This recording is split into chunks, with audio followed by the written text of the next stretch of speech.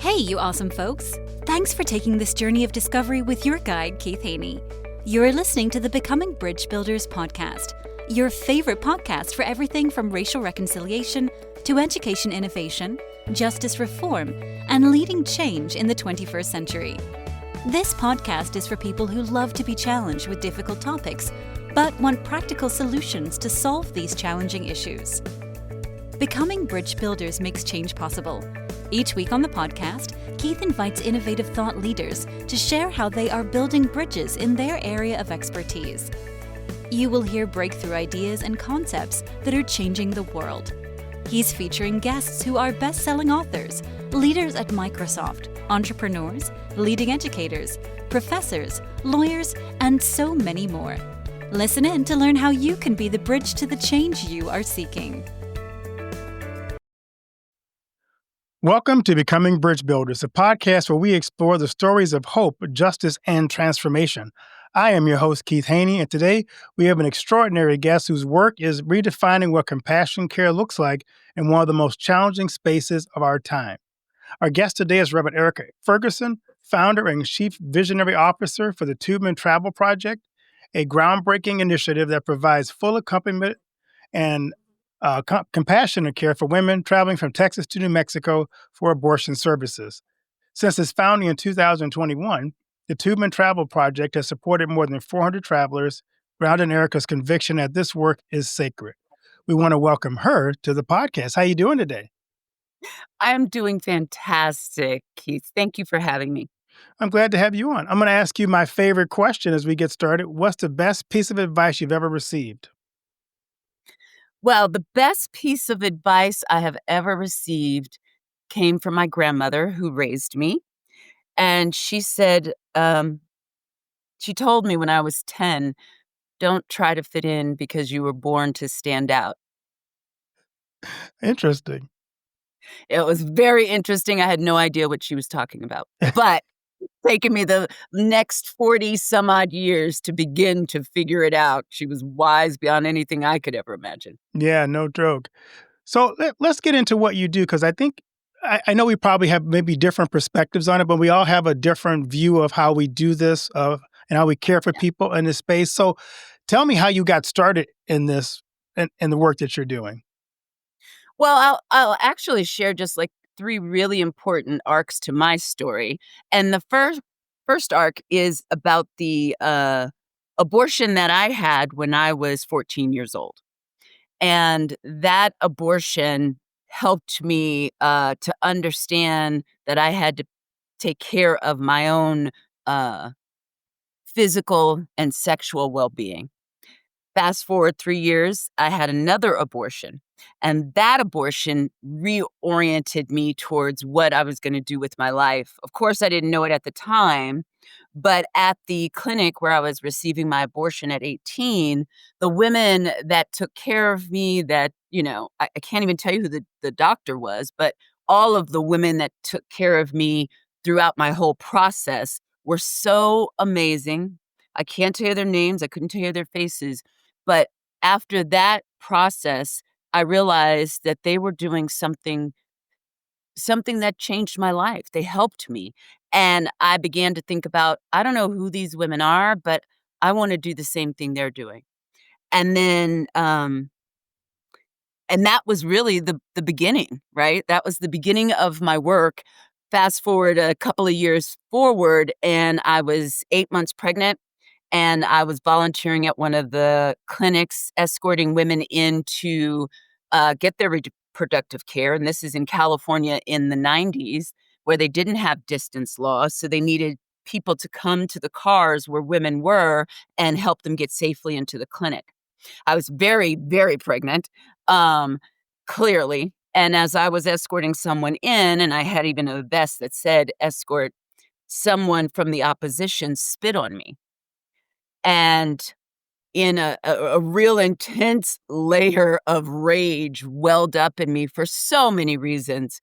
But I made the commitment right then and there that I was going to do something in this work for the rest of my life. And that is what gave me the energy to continue volunteering and to get into this work after I had gone through a series of different career moves. And so those are the real stories of what happened for me and how I ended up doing what I'm doing now. Of course, at 55, it looks very different than when you're 25. So, Yeah. So I come at it from a different point of view because I serve on a couple of pro-life boards, yeah. and so I know Christians are really in this space struggling with how do we care for people and also remember that there's another life involved in this as well. And I'm curious, as someone who is a believer, how do you walk that line of life and care, and this, because I know it's a complicated issue for so many people. Mhm. Mhm. And I agree with you. One of the things and I'm a licensed interfaith minister, so my master's is in world religions, so I have a little bit of knowledge about a whole lot of You're stuff. right. But what I do know is that I no longer, and really once I was ordained, I no longer have to wrestle with people about their beliefs. That I may not agree with your beliefs, but I will defend to the death your right to believe them. Right. And so because that is my starting point, right, with anyone that I call in opposition, which for me simply just means opposing views, which for me is not a bad thing, Right. which is why I'm on your show. Right. The reality is that we must hold the tension with those opposing views, the idea of having very pro-life people that are dedicated because of their religious conviction and because of their spiritual conscience, feel very strongly about caring for the life of the unborn. And so I have a deep level of respect and admiration for people with opposing views because I have compassion and understanding for their right to believe it. And Right. that has to be the starting point from any discussion you're going to have because it's built on a level of respect and reverence, which for me is spiritually based. And so that's my starting point. And I have found over the 25, 30 years that when you begin from a place of respect and reverence, you can have any kind of discussion with anybody. And that for me has been proven throughout my life, even as it may have been personal. And so that informs my willingness to engage with people that have different ideas, values, visions, and spiritual commitment than I do. And so I think that ideas are not contagious. You can catch them, but they're not deadly. They're Right. not a contagion. And so listening to other people about why they have their views and why they feel the way they do costs me nothing. And as a matter of truth, it actually allows me to expand in my understanding. And so I think that that's how I approach opposition, whether it be with my 5 children or whether it be in my career, right? Right. And Exactly. we all know about opposition when we work with our loved ones, including those closest to us. And so that is the space that I try to create, a space that's deep enough, wide enough, and has the capacity for spiritual and psychological flexibility with reverence that allows us to engage so that when we have a conversation, it is from a deep place of listening, a heart of compassion, and not from an adversarial place. It's Right. from a compassionate place, right? And Exactly. so, no matter what the subject is, if you start there, you're already far ahead of the game, Exactly. right? And so, there's a way in which I have that. And I also am intensely interested in other people's experience and point of view. I want to get into something a little that we sometimes don't think about in the midst of this discussion, and that is Mhm, the people that are making the decisions. mhm. You've worked with a lot of women. I'm curious, how do you help them processing the decisions they have to make, and maybe even kind of walk us through some of the mindsets that they're having to face? Because I think we sometimes only think about one side versus the other, but we don't think about the person that is in that situation, in that space. And if we want to, as a pro-life person, I know I can't just say you should keep the baby, but not also tell you how I'm going to help you. And I think that's sometimes where sometimes pro-life people forget that they have to deal with the person that's in that situation and the Right. fears and the concerns that they have. And how do we help address the things that you're trying to also address with someone who's wrestling with a very tough decision? Right. And these decisions are often very tough. And they're very tough for a multitude of reasons. And whether that's age, that's whether that's financial worries, whether that is emotional or mental overwhelm or complexities, or whether they're coming from a situation where it would be detrimental for them and that unborn child to exist in that world anymore. Those are things that people wrestle with.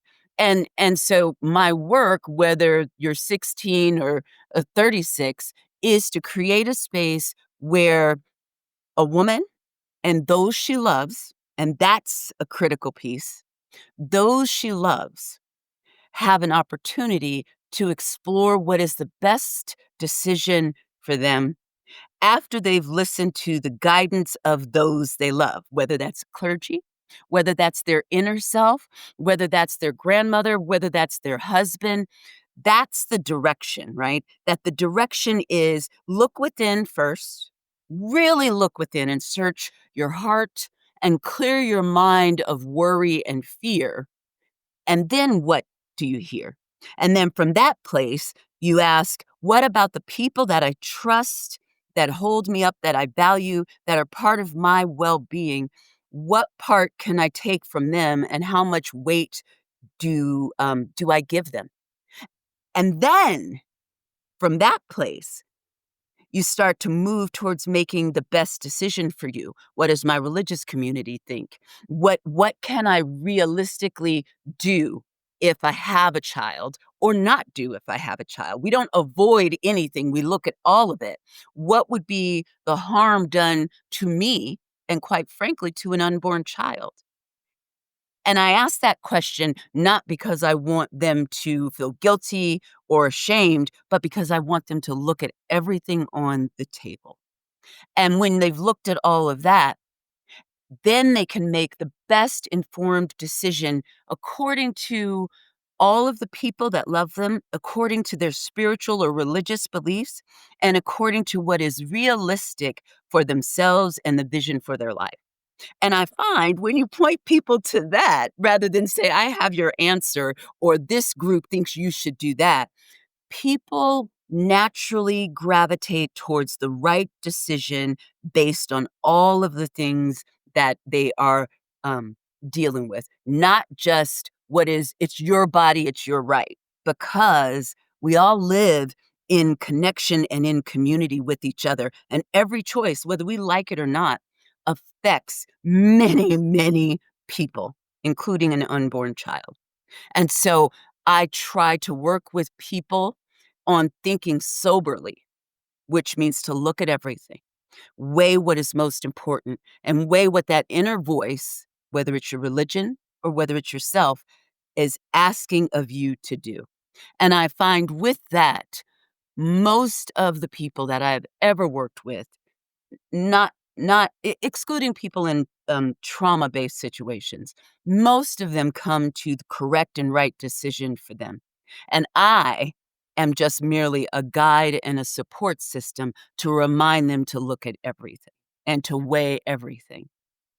And so that's what I would invite people who are pro-life to do, rather than coming in saying, our religion says you must. And if that's how they want to approach it, that's fine.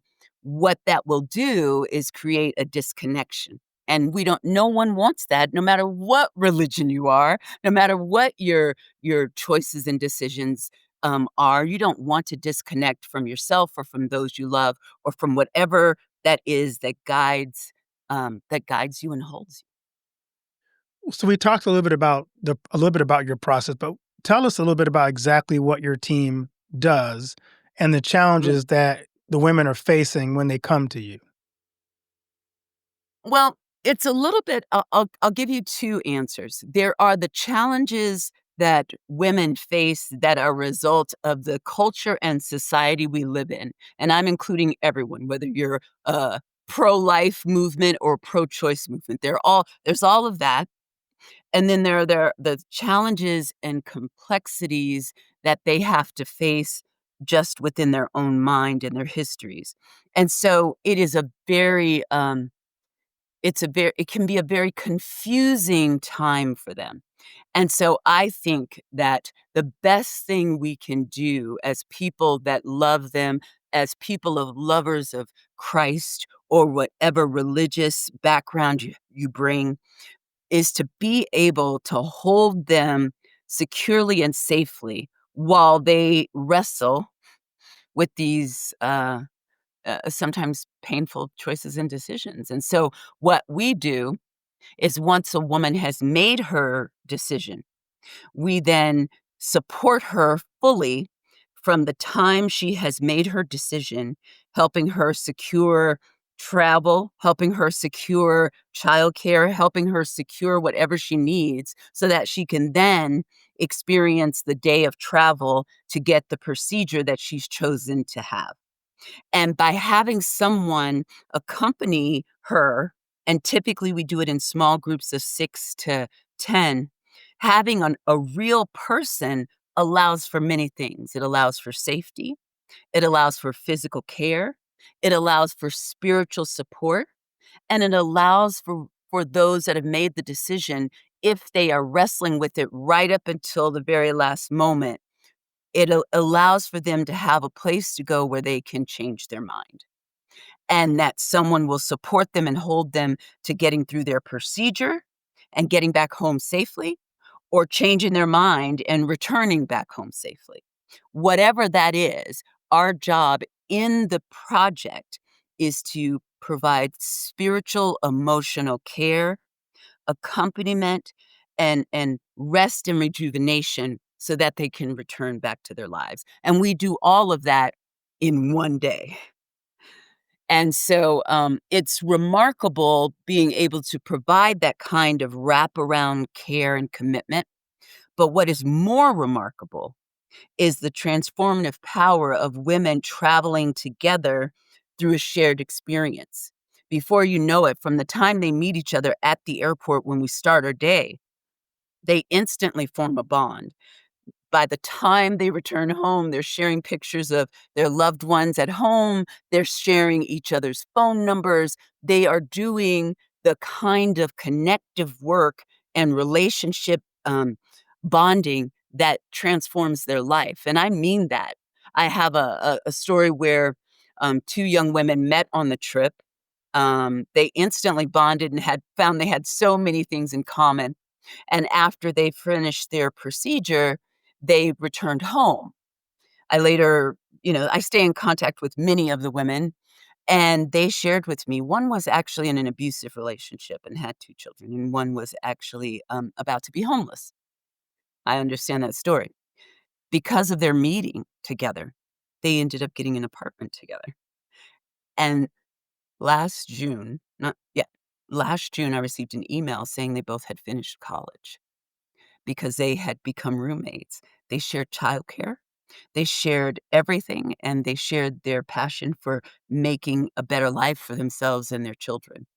And they met on that trip. And so if that isn't the heart and the spiritual nature of the Christ, I I don't really know what is. And I was merely a shepherd, a Sherpa, a support and guide. And then I get out of the way and allow that which is greater to do its work.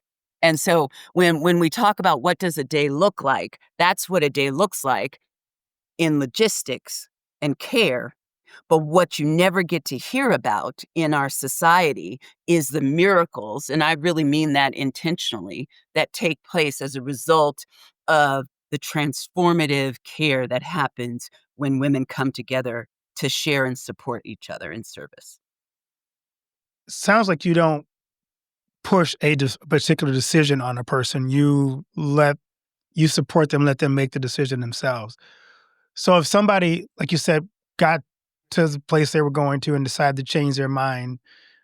Tell me stories of how you support them if they decided they wanted to keep the child. Because I know people are going, okay, that's one side of it. Well, what if somebody decides this isn't for me? I don't want to do this. I want to keep this child. How would you come alongside that particular person? I've had a couple of experiences like that. And for me, it's very clear. The same guidelines apply. Our job is to create the container for safety and care. And if in that container you discover something, or you have a new revelation, or you shift your thinking and want to make a decision that's different than the one you initially made, when you are holding the space for a woman's full autonomy and agency, that means including, not accept, but including if she decides she would like to keep and continue the pregnancy. That's how support starts right then and there. And then we help her get home so that she can move about her life knowing that she's making the best decision for her. And so there is no uh, quandary. There is no, for me, there is no contention in that. It actually is in line with the principles and values of the Tubman Travel Project. And so I never have an issue. I actually fully support a woman's right to come into an awareness of what is right and best for her all the way through. Our project does not provide any services once they've made their decision to continue a pregnancy other than getting them home, because our job is travel and accompaniment. Then there's plenty of ways they can access and plug into more care should they decide to continue with their pregnancy. And so that's where our care typically ends. Interesting. Tell me a little bit about any pushback you've gotten from the work that you do. You mean other than death threats? I consider that probably a bit of a pushback. More Um, than likely, yes. you know, I since I was raised by my grandmother, one of the, I would say probably old school, values she instilled in me is that of being of service, and that of understanding that if you are being guided to do something or to carry out whatever your calling is, there will be challenges. It's built in. And challenges are not, it's not information that you shouldn't be doing it. Challenges give you an opportunity to figure out how you can continue it, and it helps sharpen your focus. And so, really, quite frankly, for me, I often get pushback, whether it's from the movement, the reproductive movement within itself, whether it is in pro life opposition, whether it is in administration or in our culture. Pushback and challenge are part of what life is. And so I do get that, and I act accordingly. If it's an issue of safety and my well-being, I'm going to take the precautions. If it's an issue of different philosophy, different paradigm, I engage it willingly. And if it is in a pushback or opposition in the religious or moral context, then I do a deep dive into understanding where that's coming from so I can stand appropriately in my place with the truth that I have, the God and divine spiritual ideas of what my calling is that I'm to do. And once I do that, I find that I can navigate pushback. That's good. So we're all about building bridges on this podcast and about sharing opportunity for different divergent conversations and having an open, honest, fair and I say fair and balanced conversation. Um, because this is so polarizing, how do you? We talked a little bit about it, but how do you in this space? Because you have an approach that's different than what I usually hear from people who do this work because it's often a very toxic conversation on both sides. And Absolutely. there's so much anger and animosity. You don't seem to approach it with that that spirit. And so I'm just kind of curious, how do you maintain your groundedness when you deal in such a polarizing area, but also in such a painful area? Because I mean, this is still loss, no matter what Yeah. side of the coin you fall on. There is a loss of life here. There is after effects for Absolutely. the women who've gone through this. I hear women sometimes every anniversary of that date is problematic sometimes. So how do you Mhm. deal with the pain and the grief that's associated with the work that you do? Well, I'll talk about a little bit personally and then expand outward. Having had my own abortions and having been a woman who was in another, earlier in my career was a teacher, and having been a woman whose imagination was that she would always have many children. Um, that kind of grief is real. And so for me personally, for Erica, sitting with that grief, welcoming it and allowing it, and taking full responsibility for the choices that I made is the first place, right? We're talking about personal accountability.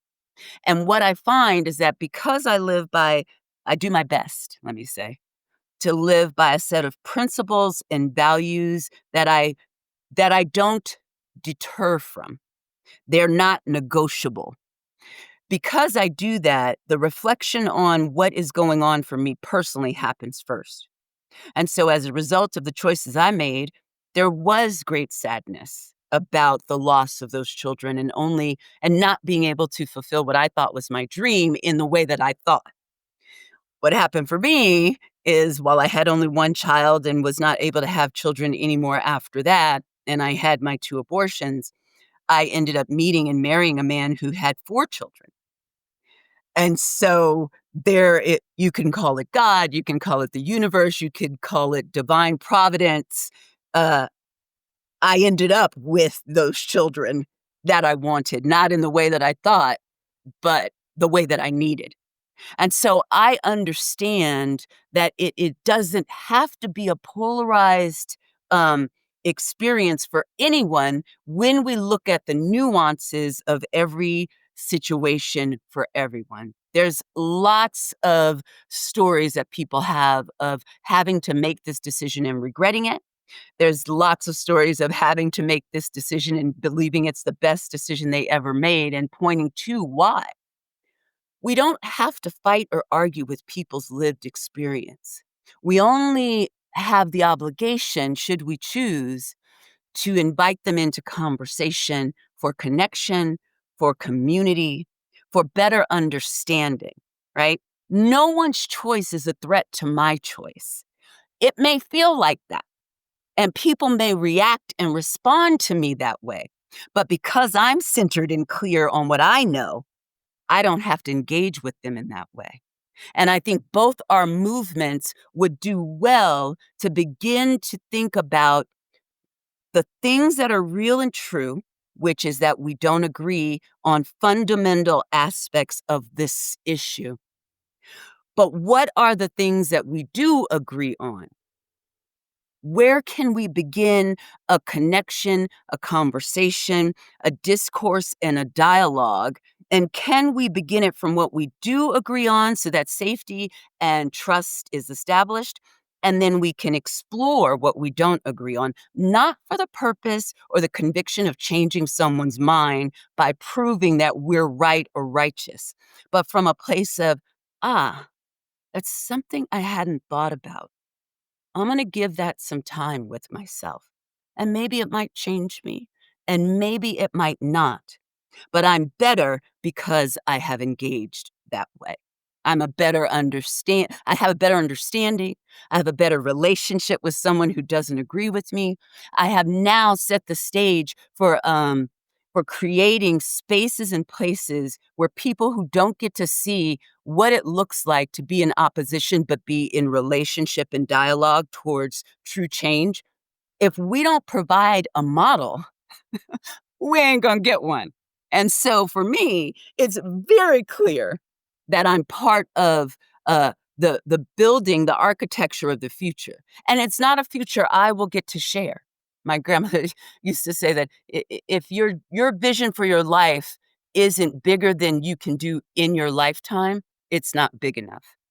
And so I understand that the work I'm doing is for my grandchildren's children, and it's for my opposition's grandchildren's children.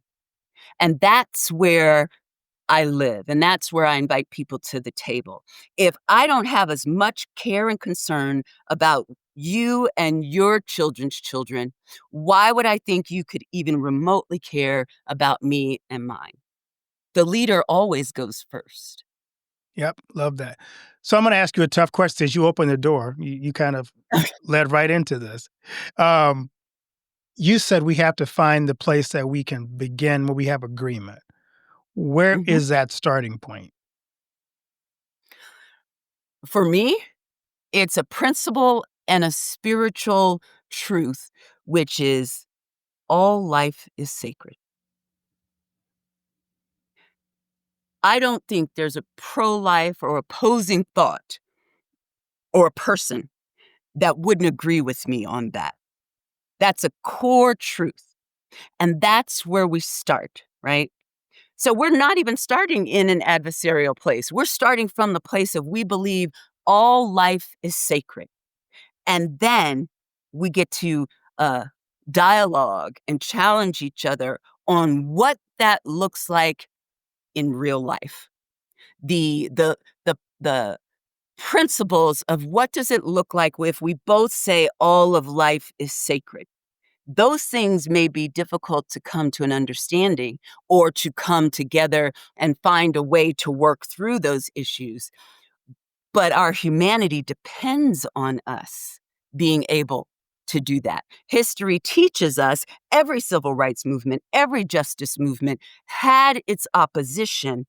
And somehow, some way, no matter whether it is, ancient, India or whether it is modern day pro-life and pro-choice people, everyone has to find a way to sit with the reality that this will be our lifelong struggle, to understand how to find a way through the things we disagree with about how society is run, how our religious beliefs conflict with each other, and how our choices and decisions, whether they're ours alone or made in movements or community, affect everyone because we are intricately linked together, whether we like it or not. And so our humanity, our existence depends on us practicing, learning, messing up how we disagree. And so that's really where I sit with it, and being able to have those kinds of conversations requires a deep level of personal commitment, an infinite level of patience, and an impossible standard of the ideal, which is it is possible. Love It it. is possible. Good answer. Now I'm going to ask you my other favorite question because I'm going to leave that on that because that's a good place for us to stop that part of the conversation. What do you want your legacy to be? What do I want my legacy to be? I mean, you know, it's the joke, if you want to make God laugh, tell him your plans, That's right. I I mean, I thought my legacy was gonna be something very different than what I'm standing in right now. This was not my plan. Um, and to the extent that I yield to whatever that is we call God or the divine, that is dragging me and sometimes begging me and sometimes pulling me and sometimes won't let me sleep. If if I yield to that pulling, I will be guided around and into what is actually my real legacy, whatever that is, and it's not mine to decide. But what I can say is that my intention today and every day for the rest of my life is to fight for our personal freedom to be, to be challenging, to be problems, to be confused, to be sad, to be in fear, to be in adversity. Our right to be has to be the principal way in which I live my life. And whether I'm talking with my boys or whether I'm talking with a crowd of 600, being able to help people see that the most important thing that we can do as a species is to recognize each other's humanity and to have compassion and care for each other to the best of our ability, come what may, regardless of what our feelings are, regardless of what our thoughts are, regardless of what our neighbors or our friends say. If we can live our life by that principle, your life is sacred, my life is sacred, all of life is sacred. If I can do even a little bit of that, then I have a sense that possibly I'm close to living and leaving a legacy that is meaningful and purposeful. Everything else is really not my concern. That's great. So in season 6, we're doing something a little different. We're having you pick a surprise question. Pick a number between 1 and 10 for your surprise question. 8. Okay, if you could look at through one person's email without them knowing about it, whose email would you look through? I don't even look through all of my email. The idea, like, even when I open up the different emails that I mean, 6,000, whatever it is, I just am like, I cannot. So the idea of looking at anybody else's email seems like outrageous to me. But if I was to choose anyone's emails, I feel like I probably should say my own. But it was probably some stuff I was supposed to do. I would say I would I would like to look at the emails of the now this is a little bit of a fantasy. The emails of my great great great grandchildren and the emails of my great great grandmothers. Mm, Now I know that's impossible because that's not how email works. But it's a surprise question, so I'm going to give you a surprise answer. And so I would love to read what my great great grandchildren write about and what my great great grandmothers could have wrote about if they could have. That would be very exciting to me. that's good. I like that. Well, Erika, thank you so much for coming on in this space and having this conversation, and bringing your heart and your grace to this conversation and openness to have this conversation. I think it benefits the movement, benefits Mm. the conversation. And I have to tell you, I really respect when you said the sanctity of life is where we meet and where we start the conversation. And I pray that no matter how you feel about this particular topic, we hold on to the sanctity of life because that is where this conversation needs to begin. How do we support people who honor and value life? Because that's what God gave us. And that's where we really can have the most impact as believers in saying that we have to lift up life and how do we support those who care about life. So, again, thank you for that. To my listeners, if today's conversation moved you, please share this episode and consider supporting my podcast and the Tubman Travel Together Project.